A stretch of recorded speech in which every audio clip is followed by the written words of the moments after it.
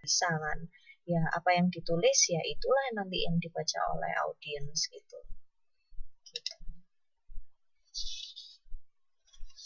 Nah, di dalam penggayaan pesan ini kita bisa memaksimalkan pemakaian bahasa untuk gaya. Ada 12 prinsip dalam memilih dan mengorganisasi kata-kata yang dikemukakan oleh Smeltzer, Boltzmann, dan juga Leonard. Beberapa prinsip diantaranya adalah seperti yang saya tulis di bawah ini, yaitu yang pertama, pilihan kata itu harus tepat atau mudah dimengerti gitu. Jadi kalau bisa kita itu menggunakan kata-kata yang bermakna denotatif atau makna aslinya daripada makna konotatif atau kiasan gitu. Karena kalau kiasan itu belum tentu orang yang kita berikan kata-kata kiasan itu mereka tahu gitu. Nah, kalau bisa ya gunakan yang denotatifnya aja gitu. Dan gunakan yang sesederhana mungkin ya, yang sekiranya para audiens kita itu ngerti gitu. Misalnya kalau misalnya dalam istilah-istilah ekonomi, kalau kita ngomong ke orang awam, mungkin mereka beberapa nggak ngerti. Kalau kita nyebutin kata merger, kalau saya ngomongin ke mas-mas sama mbak-mbak, mungkin mbak sama mas tahu. Tapi kalau saya ngomong ke supir di pinggir jalan gitu, belum tentu mereka tahu gitu. Ya langsung aja supaya mereka tahu gimana setelah kita ngomongin kata itu tadi, merger, misalnya merger bank atau penggabungan bank, itu kita jelaskan bahwa arti kata itu apa gitu. Gitu ya. Nah, selain menggunakan kata yang tepat dan dapat dimengerti, kita juga menggunakan kata-kata yang pendek kalau bisa. Jangan terlalu panjang. Misalnya daripada menggunakan kata pengejawantahan yang ada beberapa suku kata itu, lebih baik langsung aja gunakan kata yang lebih singkat, yaitu pemaparan. Ada yang pendek, ngapain pilih yang panjang gitu kan. Dalam menulis atau dalam mengucapkan itu kan juga lebih mudah ketika kita menggunakan kata-kata yang pendek. Nah, begitu pula dengan halayak, mereka juga lebih mengerti kalau kata-katanya itu lebih pendek-pendek gitu. Nah, selain kata-kata yang pendek, juga gunakan kata-kata yang konkret. Kata-kata yang konkret itu gimana? Ya berarti yang nggak abstrak, yang spesifik gitu. Misalnya, kalau saya ngomong ke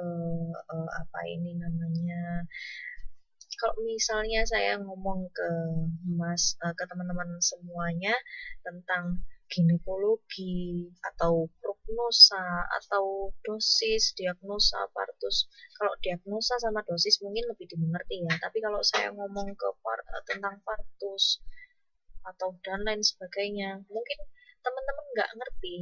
Itu adalah abstrak buat teman-teman gitu.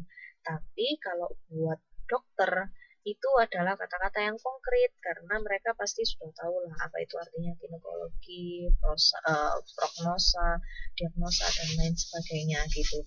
Jadi konkret atau nggak konkretnya ini juga bisa bergantung terhadap halayak gitu. Nah, kemudian yang berikutnya adalah menggunakan kata-kata yang ekonomis gitu. Kata-kata yang nggak perlu itu lebih baik dibuang saja. Termasuk juga kata-kata yang bikin boros seperti maju ke depan. Oke, anak-anak silakan maju ke depan. Nah, sudah tahu maju itu ke depan, ya ngapain pakai ditambahin ke depan gitu.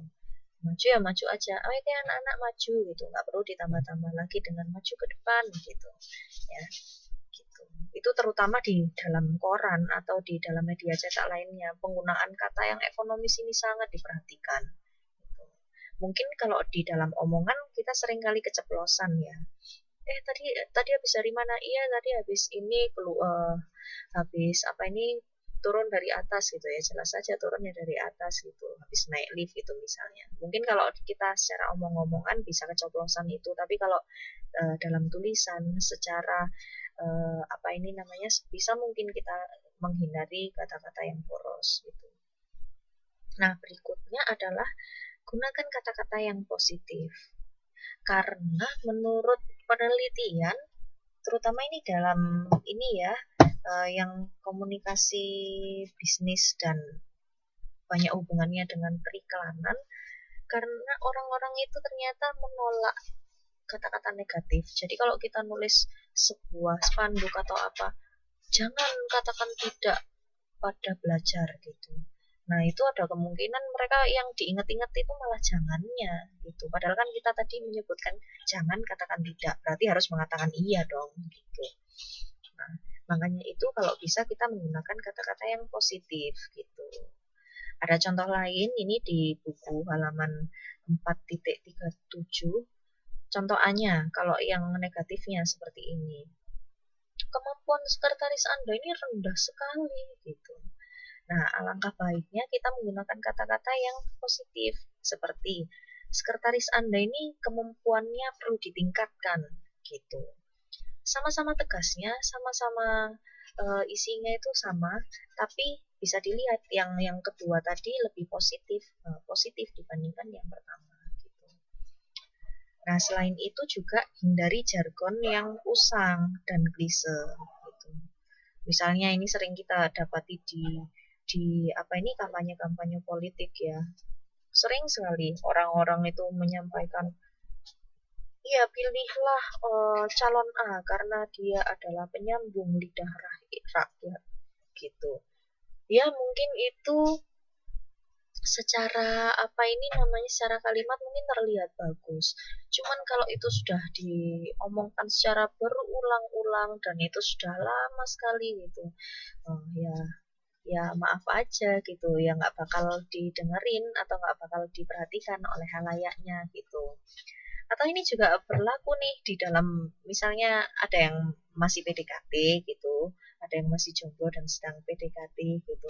Kemudian menggunakan gombalan-gombalan yang udah lama gitu.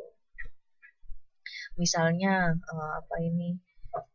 Uh, Bapak kamu astronot ya? Iya, kenapa? Ya karena apa ini kamu seperti bulan di hatiku atau apalah ya yang mas sama mbak mungkin lebih ngerti ya tentang gomalan-gomalan kayak gitu. Ya kalau udah klise, udah zaman dulu, udah sering diomongkan ya jangan diomongkan lagi. Nggak ada hal barunya dong dan mereka juga nggak bakal memperhatikan gitu. Gitu.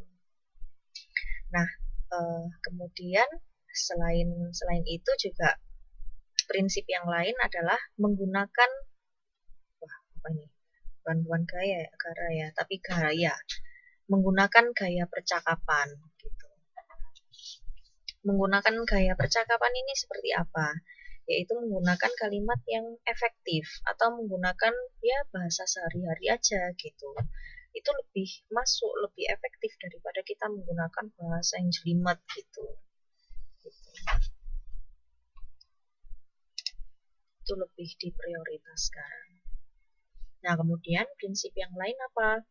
Kali ini kalau tadi prinsip yang 1 sampai 7 ini kan tentang pemilihan kata, harus tepat, pendek, konkret, dan lain-lain sampai menggunakan gaya percakapan gitu ya. Kalau yang berikutnya ini prinsipnya lebih ke cara mengorganisasi kata-kata gitu. Nah, cara mengorganisasi kata-katanya harus seperti apa? Yang berikutnya ini, yang poin ke-8, masih masuk dalam 12 prinsip ini, adalah menyusun kalimat ringkas.